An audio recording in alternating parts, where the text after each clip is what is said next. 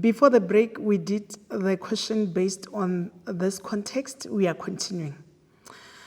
Pule claimed that she needs 4 5-liter buckets to paint 2 layers. Verify her claim.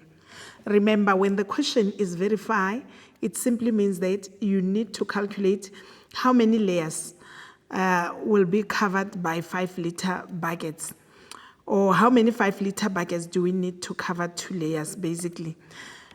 So let's check, and then from there we will check. If ever we got 4, we compare it with this 4 and we conclude. So now let us calculate how many buckets do we need to cover 2 layers if we use the 5-liter bucket.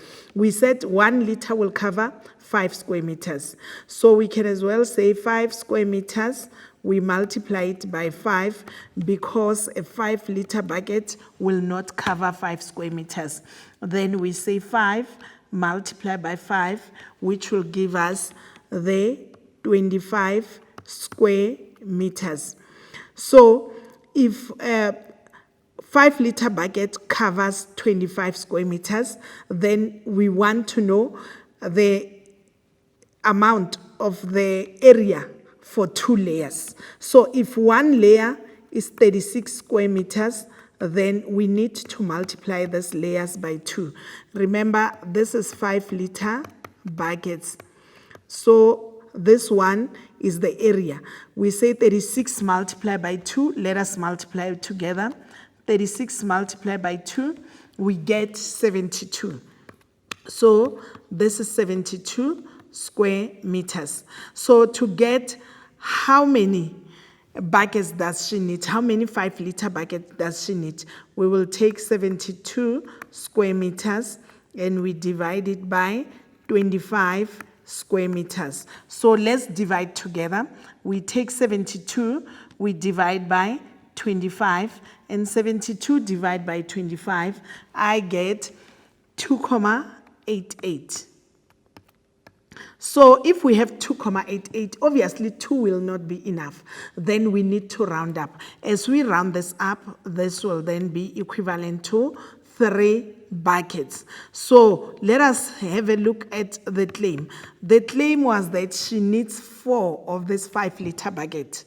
So now, according to calculations, she needs 3. Therefore, we can say the claim is incorrect because we got 3 buckets and not 4 buckets. Okay, let us have a look at the last question. The very last question that we have, Dudu wants to buy a platter for her daughter's birthday. She has 1,500 in her account and each platter costs 599.99. So the first question that we have, calculate the number of platters she will buy. So to calculate the numbers of platters that she will buy, the number of platters, we will take 1,500, we divide it by 599.99, and then let's check how much do we get. We say 1,500 divided by 599.99. I hope you are pressing your calculator as well. The answer that I'm having, I will just write 2 decimal values to save my time, is 2,50. So the question is calculate the number of platters she will buy. So now it tells you that this amount will not be enough for 3 platters. Then we need to round down. So as we round down, the amount can only be enough for 2 platters. Then she will only buy 2 platters. If she buys 3, the money will not be enough. The next question, hence determine the actual amount she will pay for the platter. So once you see the word hence, it means you must use the previous answer.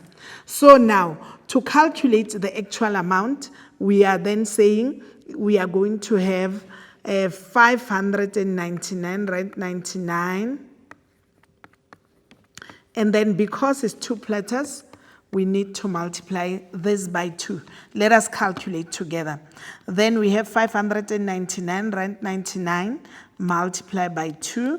So the answer that I'm having is now 1,199 rand 98. But you know that we don't have the 8 cents. So we need to round off. So when we round off, obviously the 8 cent will cause the 9 to be a 10, and then obviously it will carry over. So now the amount that she will buy, you simply say 1,199. You will add 1 on to this, then the amount that she will pay will then be 1,200 rand. This is the amount of money that she will pay. Okay, now we are wrapping. I'm wrapping up because I came to the end of my lesson. This is what we have learned in rounding. Number 1, rounding off. We did rounding off to the nearest 10. We did rounding down, and we did rounding up as well. So now let us have a look at the new weights. Quickly, a recap on the new weights that we used. The new weights that we used were rounding off. You know that when we round off, if the digit is more than 5, then we round up. If it is less than 4, then if it's less than 5, we round down. Then let's continue. The next one is rounding off to the nearest number. To round off to the nearest number, you check if the digit is less than 5, you round down. If it's more than 5, we round up. Exactly the way we did the round off. And then also we continue rounding up. We said when we round up, we always adjust upwards. It doesn't matter the value of the units.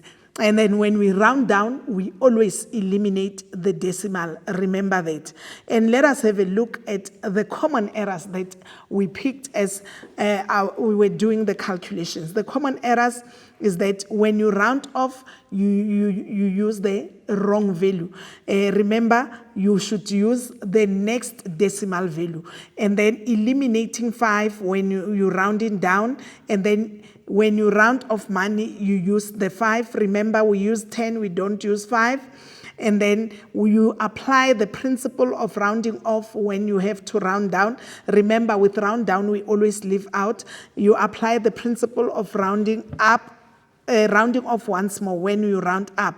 And then remember, when we round down, we always eliminate. When we round up, we always adjust upwards. Here is the challenge question for you. Mahlodi has bought grocery from a local supermarket. She claimed that she will pay 20 rand for 1 liter of canola oil. Use the till slip below to verify her claim. I hope you will use this challenge question and practice what we have done. Thank you so much. Have a great day.